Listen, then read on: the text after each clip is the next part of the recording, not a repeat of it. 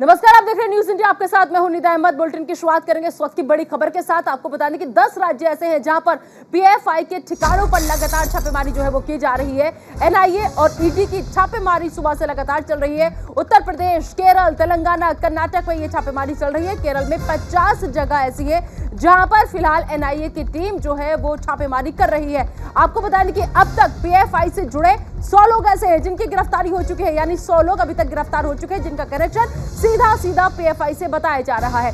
केरल, कर्नाटक समेत कई राज्य ऐसे हैं जहां पर लगातार छापेमारी हो रही है। तो बड़ी खबर इस वक्त की 10 राज्यों में पीएफआई के ठिकानों पर लगातार छापेमारी की जा रही है। 10 राज्यों में पीएफआई के ठिकानों पर यह छापेमारी हो रही है। आपको बता दें कि एनआईए और ईडी की सुबह से ये छापेमारी जो है वो चल रही है। हालांकि इस दौरान जो पीएफआई से जुड़े सदस्य हैं वो विरोध भी कर रहे हैं, प्रदर्शन भी कर रहे हैं कि ये जो गिरफ्तारियां हो रही है ये बेवजह हो रही है, बेवजह परेशान करने की कोशिश में हमें गिरफ्तार किया जा रहा है। लेकिन केरल में 50 जगह ऐसे हैं जहां पर एनआईए की टीम जो है वो लगातार छापेमारी कर रही है। तो कुल मिलाकर के एक नहीं दो नहीं 10 राज्य, जिनमें उत्तर प्रदेश, केरल, तेलंगाना, कर्नाटक, ये वो राज्य शामिल हैं जहां पर सुबह से एनआईए की टीम जो है वो छापेमारी कर रही है। तो बड़ी खबर, 10 राज्यों में पीएफआई की जो सदस्य हैं उनको उठाने की कोशिश, उनके ठिकानों पर छापेमारी। इस दौरान कई लोगों की गिरफ्तारी। अभी तक का जो आंकड़ा निकलकर सामने आया वो आया है 100 लोगों का, कि जो लोग पीएफआई से जुड़े हुए थे ऐसे 100 लोगों को चिन्हित करके फिलहाल गिरफ्तार कर लिया गया है। तो बड़ी खबर, एनआईए की छापेमारी के बाद पीएफआई जो है वो लगातार प्रदर्शन कर रही है, क्योंकि आरोप ये लग रहा है कि बेवजह ये गिरफ्तारियां हो रही हैं। तो अहम खबर इस वक्त की, 10 राज्यों में पीएफआई के ठिकानों पर लगातार टीम जो है एनआईए की वो यहां पर एक्टिव नजर आ रही है। उत्तर प्रदेश, केरल, तेलंगाना, कर्नाटक, ये उन 10 राज्यों में से 4 राज्य जहां पर सुबह से छापेमारी चल रही है।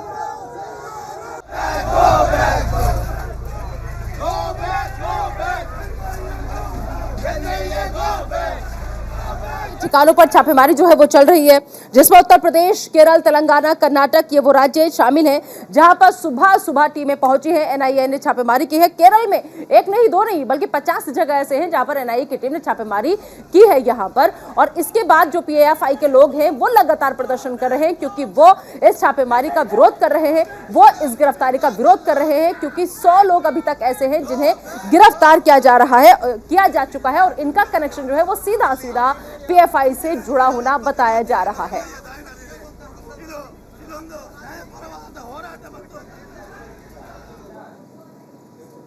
चलिए आगे बढ़ते हैं, रुक करते हैं दूसरी बड़ी खबर का। आपको बता दें कि आरजेडी नेता शिवानंद तिवारी का बड़ा बयान सामने आया है। नीतीश 2025 में तेजस्वी को सीएम बनाएंगे। बड़ी खबर कि नीतीश जो है वो 2025 में तेजस्वी को सीएम बना देंगे, ये कहना है शिवानंद का।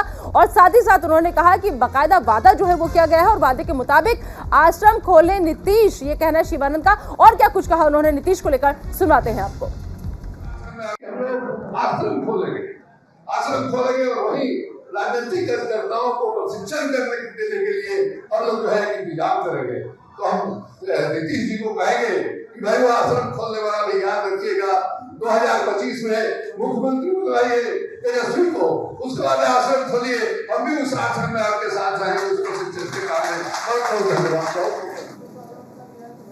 और चलिए अब अगली खबर है संभल के थाना धनारी क्षेत्र के बालू शंकर पट्टी के प्राथमिक विद्यालय की, जहां पर अध्यापकों की लापरवाही के चलते आपको बताने कि पहली क्लास में पढ़ने वाली 7 साल की छात्रा स्कूल में ही बंद हो गई और अध्यापक स्कूल परिसर में ताला लगाकर अपने घर चले गए।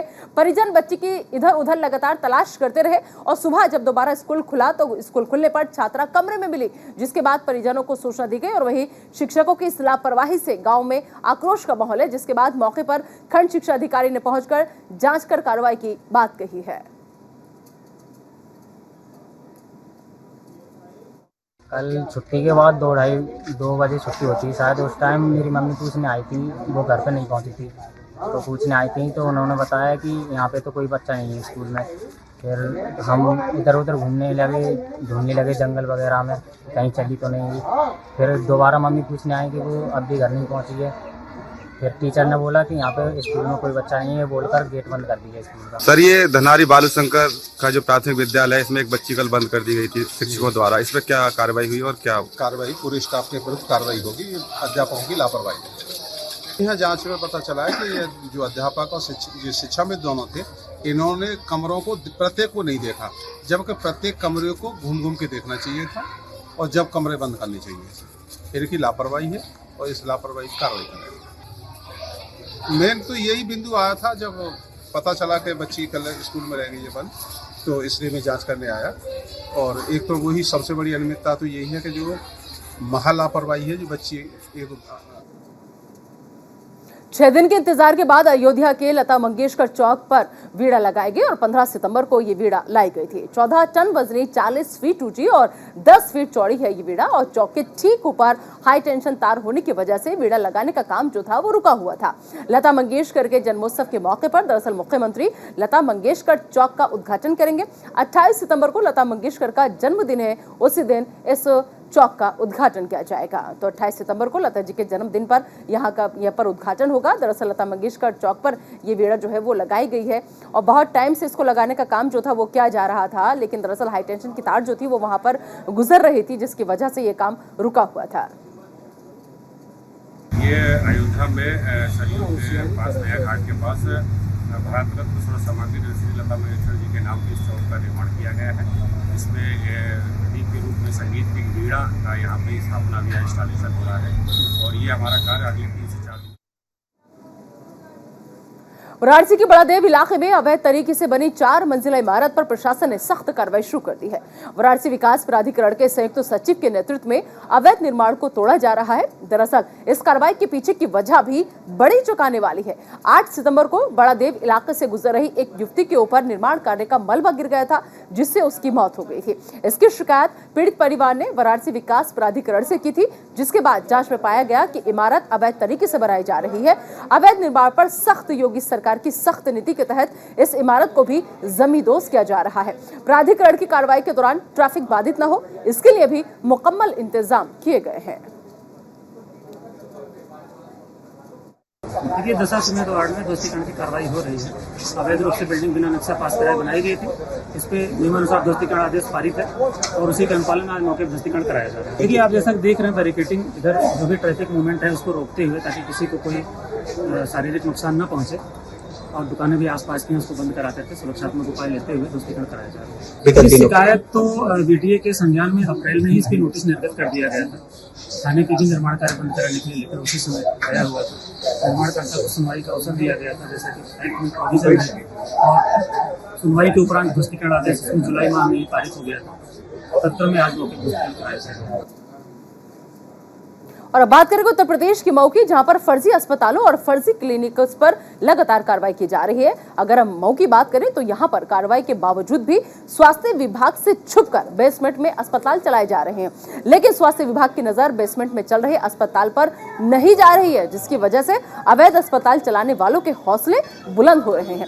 ऐसे में जब मीडिया की नजर इन अवैध हॉस्पिटल्स पर पड़ी तो स्वास्थ्य विभाग के कान खड़े हो गए और उसके बाद आनन फानन में मीडिया कर्मियों कैमरे के सामने जांच का हवाला दिया जाने लगा। साथ ही स्वास्थ्य विभाग ने यह भी कहा कि अंजलि हॉस्पिटल बेसमेंट में अगर चल रहा है तो जांच कर कार्रवाई की जाएगी।